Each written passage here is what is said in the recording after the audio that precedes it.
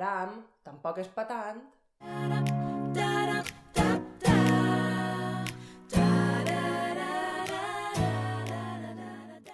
Hola, soc Belén i això és Feminisme de Poble. Avui parlem d'això, del caram, tampoc és patant.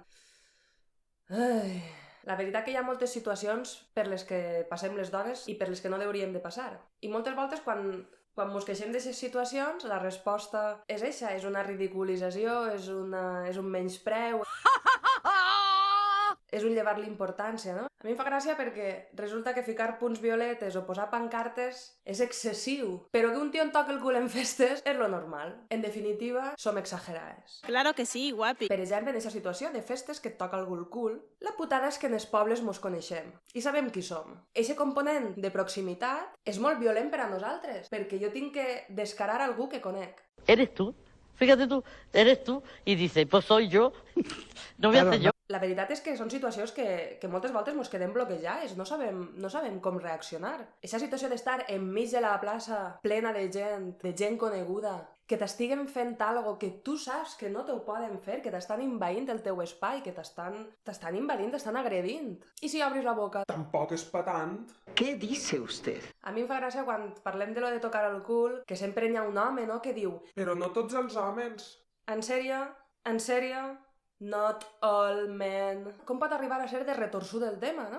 Ja sabem que no tots els homes violen, que no tots els homes assetgen. Ja ho sabem. No cal que expliqueu això, per favor. Ningú està acusant-vos individualment o personalment de res de lo que passa. El que diem és que el vostre col·lectiu com a gènere, igual que el de les dones com a gènere, tenim una sèrie de circumstàncies que mos caracteritzen i ens hem de parar a veure-les de proper per a veure com funcionen i de quina manera les podem canviar si és que les volem canviar. I ahí és on està la pel·lícula. Ahí!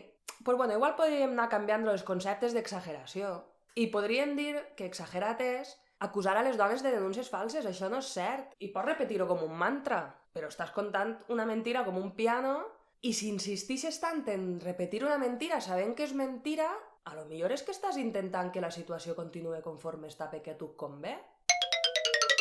L'exageració igual és justificar-ho, no?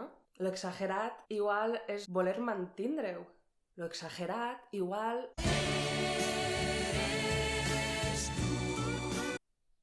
Sí que és patant.